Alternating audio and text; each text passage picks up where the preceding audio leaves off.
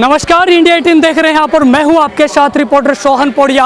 और इस वक्त हम मौजूद है करनाल में, जहां पर आप देख सकते हैं करीब 2.5 महीने से हजारों की संख्या में जो आंगनवाड़ी वर्कर्स हैं, हेल्पर्स हैं, वो यहां पर किस तरह से अपनी तमाम मांगों को लेकर प्रदर्शन कर रहे हैं। लेकिन हरियाणा सरकार की बात करें, हरियाणा सरकार की तरफ से अभी तक जो इनकी तमाम जो मांगे हैं उन पर अभी तक कोई भी संज्ञान नहीं लिया गया। जो तमाम मांगे हैं उनको लेकर आज हरियाणा भर की जो तमाम वर्कर्स हैं, हेल्पर्स यूनियन की बात की जाए, आंगनवाड़ी वर्कर्स की बात की जाए, आज वो महापड़ाव में पहुंची हैं। और यूनियन की अध्यक्ष उषा रानी जी हमारे साथ मौजूद हैं। जी, क्या कुछ कहेंगे? लगातार करीब 2.5 महीने से आप लोगों को तमाम मांगों को लेकर प्रदर्शन चल रहा है, लेकिन हरियाणा सरकार की बात करें, सीएम की बात करें, उनकी तरफ से अभी तक कोई भी उचित जो आश्वासन है वो नहीं दिए गए हैं। क्या कहेंगे? सबसे पहले तो मैं हरियाणा की बहादुर बहनों को क्रांतिकारी सलाम पेश करती हूँ कि जिन्होंने पिछले 70 दिन से लगातार जैसे भयंकर सर्दी के दमन का मुकाबला किया, उसी तरह हरियाणा सरकार के दमन का भी वो लगातार मुकाबला कर रही है। और दूसरी है मांग की बात। हरियाणा की आंगनवाड़ी वर्कर हेल्पर की कोई नई मांग नहीं है, कोई डिमांड चार्ट नहीं है। हरियाणा के मुख्यमंत्री ने खुद 6 मार्च 2018 को हरियाणा की विधानसभा जो संवैधानिक मंदिर है पवित्र, उसके अंदर ये ऐलान किया था कि हरियाणा की आंगनवाड़ी वर्कर हेल्पर को श्रमिक का दर्जा दिया जाएगा और श्रमिक का दर्जा देने वाला हरियाणा पहला राज्य होगा।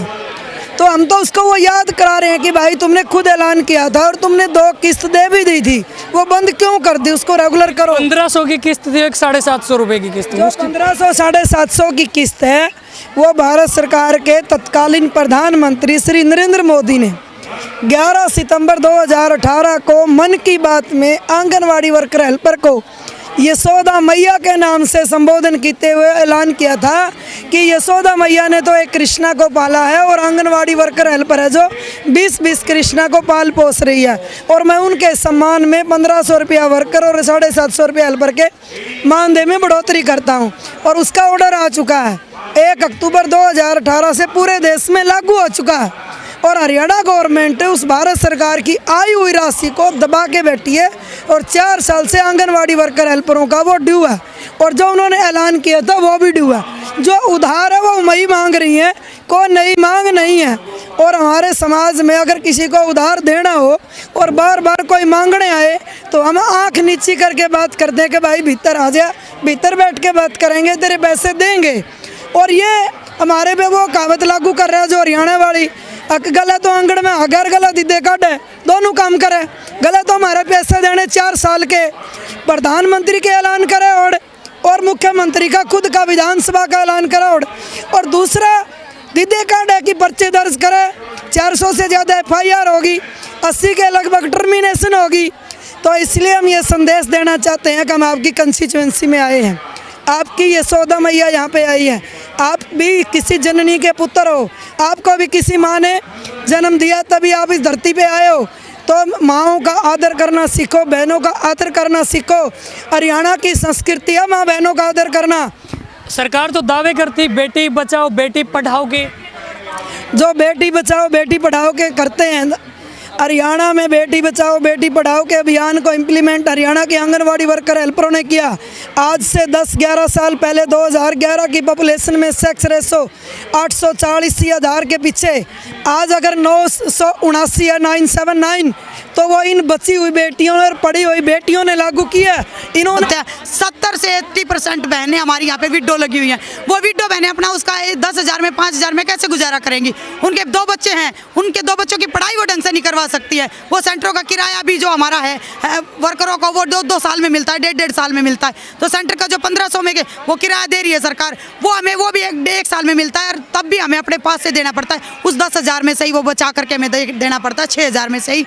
अब एक बात बताओ, 10,000 में 3,000 में कमरा नहीं मिलता है। मैं गुड़गांव जैसे शहर में रहती हूँ, 3 से 4,000 के बीच में मुझे गुड़गांव जैसे शहर में हमारी आंगनवाड़ी के चलाने के लिए सेंटर जो हमारा मिला हुआ है वो 3,000 में मिला हुआ है। तो 3,000 1500 सरकार दे रही है, 1500 में अपनी पॉकेट से देना पड़ रहा है ना। तो 1500 में से 10,000 में से 1500 निकाल दो, हमारी सैलरी क्या बची? कहाँ बची हमारी सैलरी? हम ये जानना चाहते हैं। फिर हमारे सेंटर के बाद हमारे मकान किराए के, हम जो विडो बहनें हैं जिनके पति सिर पे नहीं है, जिनके माँ बाप भी बेचारे कब तक उनका खर्चा उठाएंगे, वो यहाँ पे 8,500 में क्या कर लेंगी, क्या बचाएंगी और क्या खाएंगी? तो मुझे ये बता दो, ये मोदी सरकार, खट्टर सरकार, इतनी जो आपने एक तरफ तो ये नारा दे रखा बेटी बचाओ और बेटी पढ़ाओ, मैं तो ये कहती हूँ इस नारे को बंद कर दो। इस नारे की जो आपने झूठी जुमला फेंक रखा है, इस जुमले को बंद कर दो और हमारी बहनों की तरफ एक नज़र उठा करके देख करके इनकी मांगों को पूरा कर दो। मैं तो यही कहना चाहती हूँ। आज हजारों की संख्या में बात करें तो पहुंचे हैं, क्या लगता है सरकार मानेगी? देखिए, हम हजारों की संख्या में पहुंचे हैं, पहले भी पहुंचे थे, आज भी पहुंचे हैं। हम तो इसी उम्मीद से पहुंचे कि सरकार आ करके बातचीत करे, लेकिन अगर सरकार हठधर्मी दिखाएगी, सरकार अगर निस्ता पे आएगी, तो फिर पीछे हटने वाले हम भी नहीं हैं। हम भी आर पार की मूड के लड़ाई के मूड में हैं, और ये जो आंदोलन हमारा किस रूप में जाएगा ये हम भी खुद नहीं जानते हैं। आज के आंदोलन का क्या रुख है? आज के आंदोलन का रुख यही है, 2 दिन का महापड़ाव यहाँ पे है हमारा। उसके बाद जैसी हमारी स्थिति होगी वैसा हम डिसीजन लेंगे, पीछे हटने वाली नहीं है। और टर्मिनेट हमारी बहनों को जो कर दिया है, इतनी हमारी सैकड़ों की संख्या में टर्मिनेट हो गई है। 400, 450, 500 में उन्होंने FIR लगातार नोटिस जा रहे हैं। बिल्कुल लगातार नोटिस। मैं आपके सामने एक टर्मिनेट हुई हेल्पर खड़ी हूँ, स्टेट के हेल्परों की कन्वीनर हूँ, मैं खुद टर्मिनेट हो चुकी हूँ। और मैं आप लोगों के माध्यम से सरकार को ये बताना चाहती हूँ, क्या कर रही है मोदी सरकार और खट्टर सरकार, हमें डराना चाहती है। हम ये कहते हैं, आपने ये आग में घी डालने का काम किया, ये नोटिस निकाल करके टर्मिनेट कर करके और ये FIR दर्ज कर करके इस आंदोलन को आप ऐसे नहीं दबा सकते। आप तो घी का काम करें, अब तो ये आग और ऊंची जाएगी।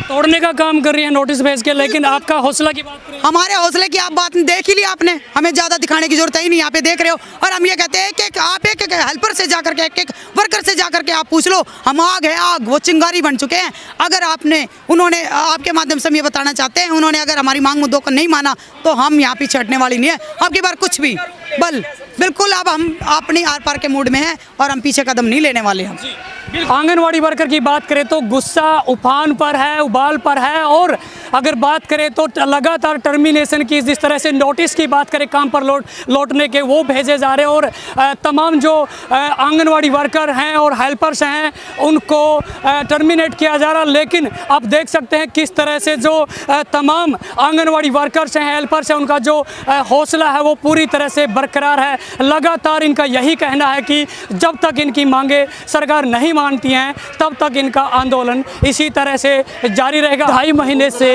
हरियाणा भर की जो तमाम आंगनवाड़ी वर्कर हैं और हेल्पर्स यूनियन की बात करें, वो यहाँ पर देखिए किस तरह से जो है प्रदर्शन करते हुए नजर आ रही। करीब 2.5 महीने से इनकी जो तमाम जो मांगे हैं वो प्रशासन की तरफ से, सरकार की तरफ से नहीं मानी गई हैं, जिसके चलते हरियाणा भर की जो तमाम आंगनवाड़ी वर्कर्स हैं और हेल्पर्स की बात की जाए, उनकी तरफ से 2 दिन का महापड़ाव यहाँ पर शुरू किया गया। आप पीछे देख सकते हैं किस तरह से जो हजारों की संख्या में जो आंगनवाड़ी वर्कर्स हैं, जो हेल्पर्स हैं, वो यहाँ पर मौजूद हैं। और इनका साफ तौर पर यही कहना कि जब तक इनकी जो मांगे हैं जब तक नहीं मानी जाएंगी, इनका जो प्रदर्शन है इसी तरह से जारी रहेगा। वीडियो जर्नलिस्ट राहुल पाल के साथ सोहन पौड़िया, इंडिया 18 करनाल।